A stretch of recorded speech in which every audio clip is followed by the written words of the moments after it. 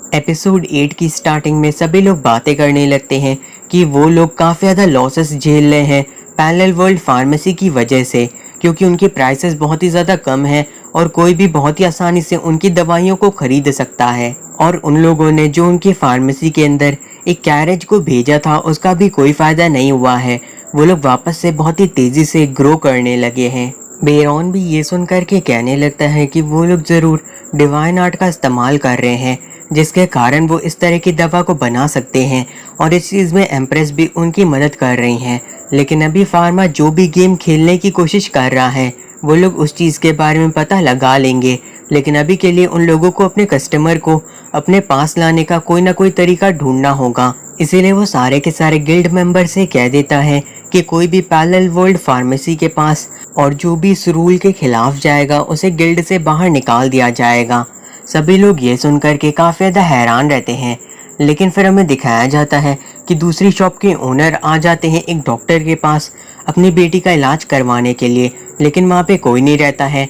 तो फिर फार्मा कहने लगता है कि वो खुशी से उनकी बेटी का इलाज कर सकता है, लेकिन वहाँ पे शॉप के बाहर काफ़ी ज़्यादा भीड़ रहती है।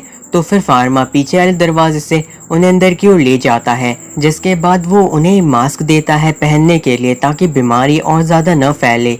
ये सुन करके वो समझ जाते हैं कि फार्मा जानबूझ करके उन्हें पीछे की ओर से लेके आया था ताकि बीमारी न फैले, और वो किसी भी पेशेंट को लेकर के डिस्क्रिमिनेट नहीं करता है।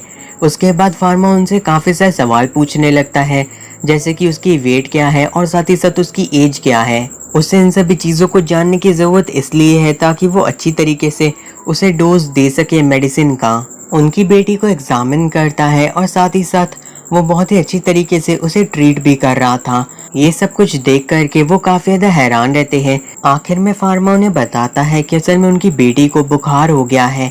ये सुन करके पेरी कहने लगते हैं, क्या इसके ऊपर किसी इविल स्पिरिट ने कब्जा नहीं किया है? तो फिर फार्मा कहता है ऐसा बिल्कुल भी नहीं है। असल में मारी की बॉडी के ऊपर थोड़े से वायरस का हमला हुआ है, जिसके कारण ये सारे के सारे सिम्टम दिखाई दे रहे हैं, जैसे कि उसे नाक से सांस लेने में दिक्कत हो रही है और उसे अपने मुंह से सांस लेनी पड़ रही है। इसीलिए अगर वो मेडिसिन को इनहेल करती है तो वो ज़्यादा अच्छी तरीके से एब्जॉर्ब हो पाएगी और ज़्यादा अच्छी तरीके से इफ़ेक्टिव रहेगी। साथ ही साथ जो खाने वाली दवा है उसकी वजह से मारी की बॉडी का टेम्परेचर कम हो जाएगा। साथ ही में उसे पानी पीते रहने की ज़रूरत है ताकि वो जल्दी से जल्दी रिकवर कर पाए।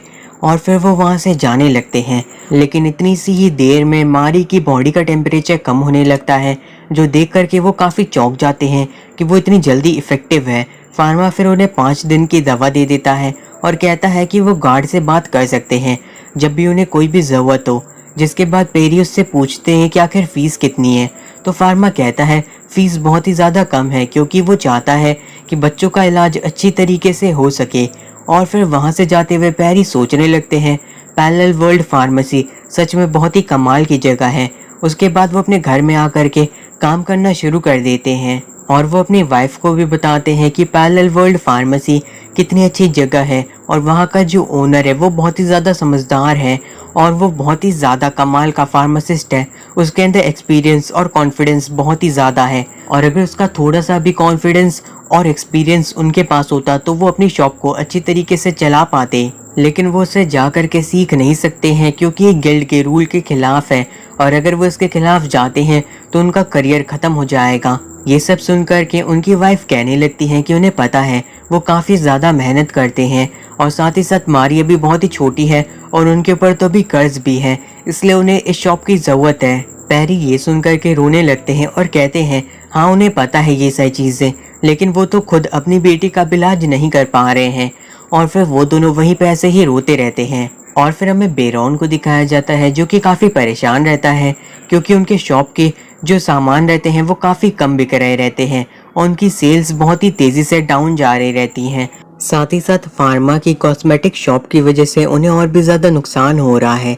ये सारी चीज़ें सुनकर के बेरॉन कहने लगते हैं कि उनकी खुद की वाइफ भी उनके कॉस्मेटिक का इस्तेमाल कर रही थी, तो उन्होंने उन सभी चीज़ों को उठा करके बाहर फेंक दिया। फिर वो बातें करने लगते हैं कि नए बिशप भी आए थे पैरेलल वर्ल्ड फार्मेसी के अंदर पर्सनली विजिट करने के लिए, यानी कि टेम्पल भी फार्मा का सपोर्ट कर रहा है।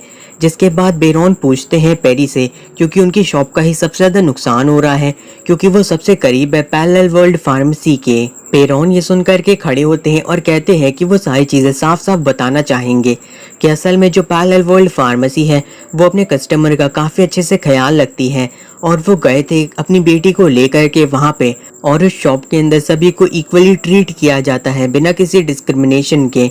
ये सुनकर के बेरॉन कहने लगते हैं ये सारी बेकार की बातें हैं, वो सिर्फ और सिर्फ अपनी एम्प्रेस की मदद और साथ ही साथ डिवाइन पावर का इस्तेमाल कर रहा है हम सभी कॉमनर्स को दबाने के लिए। साथ ही साथ जो कॉमनर है वो एरिस्टोक्रेट के लिए कुछ भी नहीं है, वो लोग सिर्फ और सिर्फ उनके लिए बेकार हैं, और जो नोबल्स हैं वो सिर्फ और सिर्फ कॉमनर्स का फ़ायदा उठाते हैं, उन्हें कॉमनर से कोई भी फ़र्क नहीं पड़ता है। इसीलिए वो लोग फार्मा के ऊपर डिपेंड नहीं कर सकते हैं क्योंकि अरिस्टोक्रेट का कोई भी भरोसा नहीं है कि वो कब अपनी शॉप को बंद करके वापस से अरिस्टोक्रेटिक लोगों को ही चेक करना शुरू कर दे। इसीलिए वो लोग यहाँ पे फार्मा को पूरी तरीके से कंट्रोल करने नहीं दे सकते हैं, उन्हें कैसे भी करके फार्मा को यहाँ से हटाना ही होगा, नहीं तो इन सभी से उन सभी कॉमनर्स का बहुत ही ज़्यादा नुकसान होगा।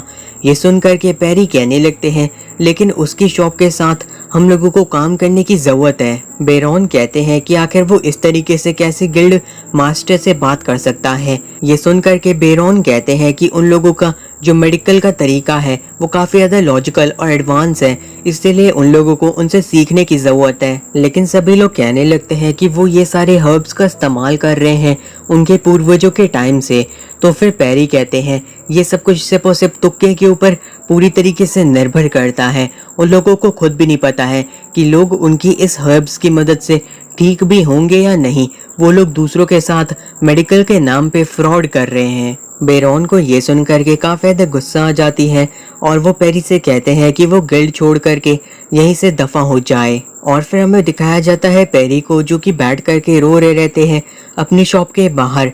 तभी वहाँ पे आ जाता है फार्मा और वो देखता है कि शॉप की हालत काफ़ी ज़्यादा ख़राब है। पेरी बताते हैं कि उन्होंने अपने एक्सपीरियंस के बारे में सभी को बताया कि उन्हें कैसा लगा था पैरेलल वर्ल्ड फार्मेसी में आ करके, लेकिन सभी लोगों ने मिल करके उन्हें ही बाहर निकाल दिया और अब वो मेडिसिन और ज़्यादा यहाँ पे नहीं सेल कर सकते हैं क्योंकि उनका बिजनेस लाइसेंस उनके पास से जा चुका है। ये सुनकर के फार्मा कहने लगता है कि ये उसी की गलती है कि उनकी आज ये हालत हो गई है।